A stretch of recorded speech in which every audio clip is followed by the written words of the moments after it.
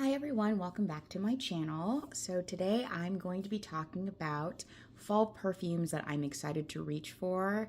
The weather is finally cooling down. It is below triple digits. And I have some fragrances that I can reach for in the summer, but I just don't enjoy them as much. So the first one I have here is Giorgio Armani's Sea Intense. This is the one that came out in 2021 with that really beautiful ombre bottle. This is the 100 ml size. I heard it's being discontinued and they have a new version. I'll have to give that one a sniff and see how I like it. This has notes of black currant syrup, Turkish rose, Davana, benzoin, and patchouli. This smells so good. So this definitely has the same DNA as the original Sea, but this is a thicker, more syrupy, more ambery version of it. I did wear it maybe once or twice over the summer and it was fine, but this is something I definitely enjoy wearing when it's just cooler outside. It doesn't have to be cold, but I don't enjoy it when it's 100 plus. So yeah, this is one I get compliments on a lot. This is one I really enjoy wearing. It's sweet, it's ambery, it's warm, it has really great performance and longevity on my skin. And I'm very excited that now that it's cooled down a bit, I can reach for that one again. The next one I have, and it's actually on my tray for October, is YSL's Libre Intense. This has notes of lavender, a lot of lavender, but I like lavender. It doesn't bother me. So, but if you don't like it, maybe sample it before you give it a purchase. Mandarin orange and bergamot. So it has a brightness. Doesn't smell citrusy to me though. So it's not like a fresh citrus fragrance, but it does have a brightness that I think makes the, lavender not too potent. There's orange blossom. I do get a lot of that, so I think you do need to be an orange blossom fan to wear this. There's jasmine, orchid, Madagascar vanilla, tonka bean, ambergris, and vetiver. This is a beautiful, sophisticated, classy, white floral fragrance. Oh, it smells so good. It's really, I find it to be really sexy, really addictive. I love wearing it. I love smelling myself when I'm wearing it, and I get compliments when I wear this. This is definitely an easy reach for me when it's cooler outside. It, again, doesn't have to be cold, doesn't have to be wintertime, just not triple digits. Then it's like too much, too heavy. But this is definitely one where I know I want to smell nice. I want to smell really good. I want to feel good, but I don't know what to wear. This is definitely an easy one to reach for in that case. The bottle is gorgeous. I also have that 100 ml of that one. The next one I have here, this is a unisex fragrance. This is from Parfums de Marly. This is Herid. This is such a good fragrance. Oh, it smells so good. So this is definitely a tobacco fragrance. So, I mean, actually, if you don't like tobacco and fragrances, I still say give this one a try because it's done really well. It's very smooth. It's not smoky. It's just got that nice natural sweetness that tobacco that, isn't being smoked in a pipe has. There's cinnamon, pepper, incense, osmanthus, vanilla, musk. There's woody notes. Oh, it smells so good. This is one I don't think smells that great on me in the summertime. Like, it smells fine. I think it smells way better in the fall and winter time. My boyfriend also wears this. He can get away with wearing this year round, and it smells amazing on him. It has good performance, good projection. I don't find it to be like a super beast mode fragrance, so it's not too overpowering. I wouldn't overspray it, but I definitely wear several sprays and it doesn't bother me or choke me out or anything. But this is a really great, warm, slightly sweet. It almost feels like it's boozy, but there's not a boozy note in there. But I think something about all those notes blended together kind of give it that really dark, mysterious, seductive quality. Great, great fragrance. I'm really excited to start reaching for that again. Then one of my favorite perfumes in my collection. This is a new bottle. I finished up my 50 ml and had a backup 100 ml. This is Kayali's Deja Vu White Flower. Oh, it smells so good. So I actually wore this a lot in the spring. I tried to wear it in the summertime. I started layering it with something else so I could get away with it, but it gets a little too heavy and sickly for me in the summertime when it's really, really, really hot. My skin is always really hot, so my skin plus the summer heat, and it's just fragrances really warm up. So now that it has cooled down a bit, I'm very excited to be able to actually just wear this by itself anytime I want to, day or night. This is definitely a white floral fragrance. There's gardenia, tuberose, jasmine, and orange blossom in here. But I think they're so well blended. I don't think it's heavy, or it doesn't smell like a bouquet of white flowers. I have a couple fragrances like that are really beautiful, but I don't reach for them because I don't like smelling like a bouquet of flowers, I've come to discover. There's also nectarine and pear. Pear is one of my favorite notes in a fragrance. And the base has Tahitian vanilla, patchouli, cashmere wood, and sandalwood. And it makes the dry down very intoxicating, very addictive, very sexy, in my opinion. Again, I like white florals, not the fresh bouquet of white floral type of scent, but these ones. This is more of a almost warm, fruity floral, in my opinion. I think the performance for a Kayali fragrance, and I know they don't always have the best performance, is pretty good. Sometimes I will respray it, but I'm usually at home when I'm wearing this, so I don't particularly need to. But I do overspray it. I go to town when I wear this, and I think maybe that's why it lasts so well. But I really, really love this one, and I am so excited. It's cooled down, and I can finally start wearing it again. You can see I already actually have a dent in this new bottle that I just cracked open not that long ago. The next one I'm excited for, I feel like this is crooked. I don't think that helped at all, is Parfums de Marly, another one from them. And this is Delina Exclusive. I love this. This is so beautiful. Again, has the original Delina DNA, but they did remove the rhubarb. I think that's the note that was taken out.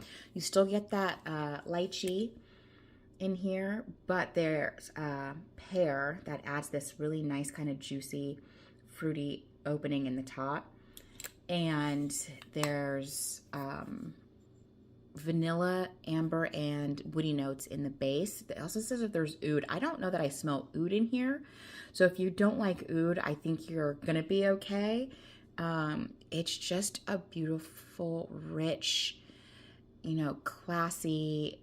It's powdery. It's a little powdery. I don't mind that. I don't think it's overly powdery. I do not think it smells like baby powder. My boyfriend thinks it's powdery, but he also says it smells really good. But this is, it's so beautiful. I feel so luxurious when I wear this. This is definitely a scent that I put on and it makes me so happy. And this one I think you can wear year round, but during the summer and springtime, I prefer the La Rosée version. So now that it's cooled down, I am definitely going to be reaching for this one. It's beautiful. It's another one I find really addictive. And sultry, very grown, classy, great for going out, dressing up. And then also if you just want to spritz on a little bit, so you have just a very soft whiff of it when you're at home chilling on the couch, I think it's great for that too. Okay. The next one I have here is by Killian, and this is Black Phantom. So this is, it smells so good. This is a really dark fragrance. There's dark chocolate, rum, caramel, coffee, sugarcane, almond, sandalwood, and heliotrope. And this is this is something I have said before. I think of this fragrance and I just think of like all the sexiest pirates in the world. Like if they're getting dressed up to go somewhere, this is what they would smell like. It's gorgeous. It's beautiful. I love it. I get compliments when I wear it. And it's so well blended. I don't like dark chocolate, like the way it tastes. The way it smells is fine, but in here, I don't smell it per se, but I definitely can smell what it adds to the fragrance.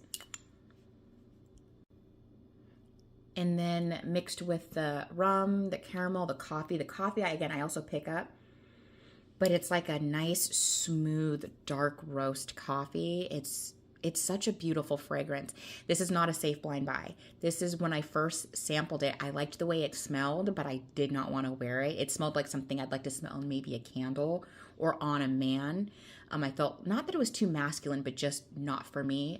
But I kept, sampling it and went back to it a couple of times. And then once maybe the fragrance settled, my nose also matured a bit. This is definitely one of my favorite Killian fragrances. It's gorgeous. I even got like the fancy little coffret thing with the little skull on it. It's so cute. I love it. The next one I have here is by Initio Parfums. This is Side Effect. This is another boozy fragrance. So this has notes of, let's see here, rum, vanilla, tobacco, and cinnamon. I feel like there's more than what is listed in the note profile. But this is just yeah, it's sweet, but not like too much of a gourmand sweetness. It's warm because of the cinnamon. It's a little bit boozy. The tobacco, I don't smell the tobacco as much in here as I smell it in something like Herid, but it is adding something like maybe a little bit of like a sweet earthiness to this fragrance. It's gorgeous. It's beautiful. It's perfectly unisex. I love wearing this. I've smelled it on my boyfriend. He just smelled it for the first time recently. He really enjoys it. I'm sure he's going to be snatching up this bottle once, he's ready for his fall fragrances too. It's so good. I really feel just like, I'm trying to think if it's like a go out fragrance. I mean, you can wear it for anything. You can wear whatever you want for whatever reason you want. This is not one I feel the need to be dressed up for when I wear it, but this is one where I'm feeling like real confident, really want to like look nice and show out. This is definitely one I would reach for. Or if I just want to smell really addicting and sensual, this is one I definitely would reach for. All right, now I have Christian Dior Poison Girl. This is the EDP version, and this is one of my favorites. I really love this fragrance, and it's funny because I absolutely hated it the first time I smelled it. It actually made me sick to my stomach. It's a heavy type of fragrance. At least it used to be to me. Now it to me doesn't feel so heavy. This has bitter orange and lemon, which kind of help to cut through all of the other deeper notes, but without making it a citrusy fragrance. The EDT version is a little brighter, a little easier to wear when the weather is warm, but I tried wearing this over the summer, and it's not bad. I don't like anything to be too heavy on my skin when it's really hot outside. My skin just heats it up too much. This also has two different types of rose, orange blossom, which kind of gives it that thick sweetness. And then there's vanilla, almond, tonka bean. There's Tolu balsam, sandalwood, cashmere, and heliotrope, which gives it this deep, dark, slightly powdery dry down. It's really nice. It's cozy, but it's also, good enough to wear out like on a date night. It's sexy enough to wear out on a date night if you want to. It's good enough to wear during the day. When it's cooler out, I wear this anytime that I'm feeling like it, and I get compliments when I wear it.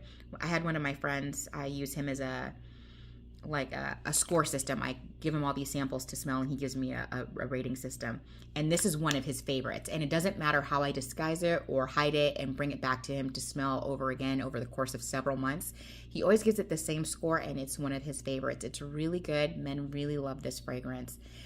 So I would say definitely not a safe blind buy. Give it a sniff. Try the EDT and the EDP. See which one is your favorite. I think the EDP has better performance and longevity. I heard the EDT doesn't last long. But if you find the EDP too heavy for you, I think the EDT would be a good version to try out if you do like that scent profile, but want something that's not going to be as heavy and overwhelming as this one can be for some people. And the last one, which is also on my tray for this month. All right, this is a very popular fragrance. This is Valentino Donna Born in Roma. This is one of my favorite top 10 fragrances in my collection. I love it. I went through a 50 ml bottle. I actually still have it. There's maybe 1 or 2 uses left in it, and have finally cracked open my new 100 ml bottle, and I'm really excited to start using this one. Ugh, it smells so good. So this opens up with black currant, pink pepper, and bergamot. The mid has 3 different types of jasmine. There's jasmine, jasmine sambac, and jasmine tea. And the base has bourbon, vanilla, cashmere, and gaiac wood. So when I first smelled this, I really thought of the Bath & Body Works fragrance, Black Raspberry Vanilla, that I used to wear when I was younger. That was one of my 2 favorite scents from there, and I wore it all the time. I went through so many bottles of that body splash. But this is like the grown-up perfume version. So they don't smell the same, but it's that same vibe. It's that same juicy dark berry and a nice vanilla, you know, in the base type of combination. I love this in the fall, the winter, and the spring. As soon as it gets really hot, though, on my skin, the pink pepper, I'm assuming it's the pink pepper, becomes too much. It warms up so much and it takes over every other note, and it becomes a little scratchy to my nose. So I tried a couple of times to wear it during the summer. I kind of got away with it a little bit in the evening when I layered it with something else. But I noticed, I actually wore this the other day as soon as the temperatures dropped below triple digits, and I put this on my skin. I got back that opening that I loved, which is just the juicy, you know, fruity part of the top, and then I get the jasmine tea as well as the other types of jasmine, and then the base comes in, and it just makes it such a sexy fragrance, in my opinion. It's like fun and flirty, but then it settles and dries on the skin to be just really alluring. I get compliments on this all the time. This was a love at first sniff for me. I smelled it in Sephora, like I spritzed it on the paper, and actually really liked it on the paper. And I didn't think I would. And I actually only tried it just because it was so popular. I didn't think I would like touching the bottle. I don't like these little spike things. I like the way they look. I think they look amazing. I love the bottle. This is one of my favorite bottles. But usually, like, you know, those Starbucks cups and how they have those spikes, I can't hold those. They send some type of weird sensation through the palm of my hand. And I didn't want to have a perfume like that because I didn't want to have to pick it up and touch it anytime I wanted to spray it. I'm happy to report it doesn't feel like that. It's definitely smoother in the hand. But I got a sample of it with the Sephora order, spritzed it on my skin, fell in love. It's amazing. I love it. Definitely something that's going to be in my collection for life. Okay, so here are some of the fragrances I'm looking forward to reaching for in the fall. If you have any recommendations for me, please leave them down in the comment section below. Other than that, that's all I have for you. Thank you so much for watching. Please like and subscribe, and I will talk to you in the next one. Bye.